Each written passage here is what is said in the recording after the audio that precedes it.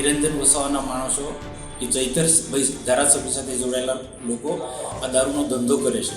એક બાજુનો દારૂનો ધંધો કરવો છે અને બીજી બાજુ પોલીસ પર માસલા ધોવા છે અને પોલીસના પટ્ટા ઉતારી લેવાની કે પોલીસને ધમકાવવાના એક પ્રકારનું એમનું સ્ટન્ટ છે. એમાં દારૂ પીવડાવી અને બધાને આખી રાત નચાવી કૂદાવે, એનાથી યુવાનોમાં પડેલી શક્તિ ખતમ થઈ રહી છે. એટલે આ લોકોના દારૂ વેચવાના અને લોકોને પીવડાવવાના આ જ ધંધા છે. નર્મદામાં આમ આદમી પાર્ટીના નેતા નિરંજન વસાવાના ભાઈ વીરભદ્ર વસાવા દારૂ સાથે પકડાયા બાદ હવે રાજનીતિ તેજ થઈ ગઈ છે. સાંસદ મનસુખ વસાવાએ નિરંજન વસાવા સાથે ચૈતર વસાવાને આડે હાથ લીધા છે. આદિવાસી યુવાનોને ગેરમાર્ગે દોર્યાનો આરોપ મનસુખ વસાવાએ લગાવ્યો છે. તેમણે કહ્યું કે આદિવાસી યુવાનોને દારૂ પીવડાવીને આમ આદમી પાર્ટીના નેતાઓ નચાવે છે. રેલીમાં સ્ટાર બેન્ડ હોય અને આદિવાસી યુવાનોને દારૂ પીને લોકોને નચાવે છે. સોશિયલ મીડિયા પર વિડીયો મૂકવામાં આવતા હોય છે. તેના કારણે આદિવાસી યુવાનોની ભીડ ભેગી થતી હોય છે, જેના કારણે આદિવાસી યુવાનો ગેરમાર્ગે દોરાઈ રહ્યા છે.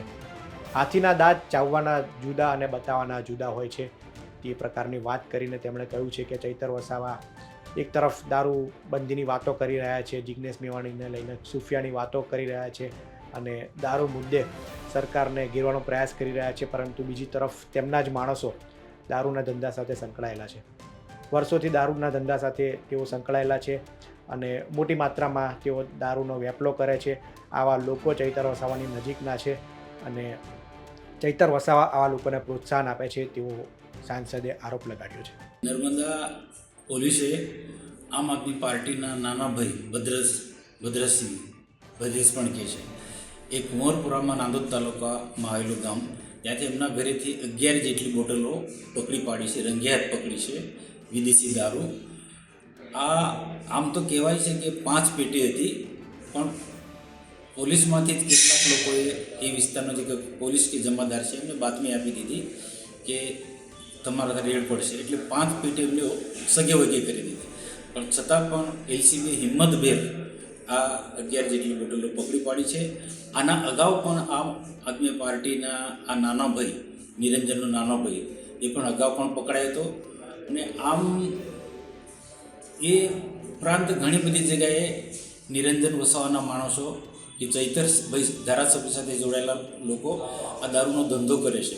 એક બાજુનો દારૂનો ધંધો કરવો છે અને બીજી બાજુ પોલીસ પર માસલા ધોવા છે અને પોલીસના પટ્ટા ઉતારી લેવાની કે પોલીસને ધમકાવવાના એક પ્રકારનું એમનું સ્ટન્ટ છે. પેલા હાથીના દાંત ચાવવાના જુદા અને હાથીના દાંત દેખાડવાના જુદા, એ પ્રકારનું એમનું વર્તન છે.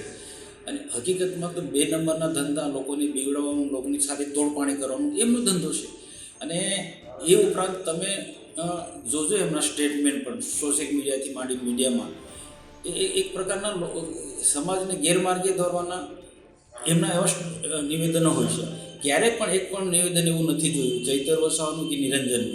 એ હંમેશા લોકોને ગેરમાર્ગે દોરી શકે એવા જ એમના સ્ટેટમેન્ટ હોય છે. અને આખી રાત દારૂ પીવડાવવાનું તમે જોજો, આ સ્ટાર બેન્ડ જે વગાડે છે એના સ્ટાર બેન્ડના કારણે સોશિયલ મીડિયામાં મૂકી દે એટલે હજારોની સંખ્યામાં લોકો ભેગા થાય અને એમાં દારૂ પીવડાવી અને બધાને આખી રાત નચાવી કૂદાવે, એનાથી યુવાનોમાં પડેલી શક્તિ ખતમ થઈ રહી છે. એટલે આ લોકોના દારૂ વેચવાના અને લોકોને પીવડાવવાના આ જ ધંધા છે. અને સુખિયાણી સુપણી વાતો કરી છે, સરકાર પર ટીકા ટિપ્પણી કરી છે. આ નિરંજન વસાવા કે જેમનો ભાઈ દારૂમાં જે પકડાયા, બીજી વખત પકડાયો, અગાઉ પણ પકડાયો હતો. અને એમને બીજું શું કર્યું છે, એમની બાજુમાં સામે વૃંદાવન હોટલ બને, વૃંદાવન હોટલ, એ જે વૃંદાવન હોટલ એ છે એ પણ સરકારી કેન્દ્ર સરકારની રેલવેની જગ્યામાં બનાવ્યું છે. એની તપાસ ચાલી રહી છે ને એનું પોતાનું બાજુનું મકાન, કરોડો રૂપિયાનું મકાન બનાવ્યું છે નિરંજન વસાવાએ. નર્મદા જિલ્લા આમ આદમી પાર્ટીના પ્રમુખ નિરંજન વસાવાએ એ વૃંદાવન હોટલની બાજુમાં કુંવરપરામાં આલિશાન મકાન બનાવ્યું છે. એની શું ઇન્કમ છે?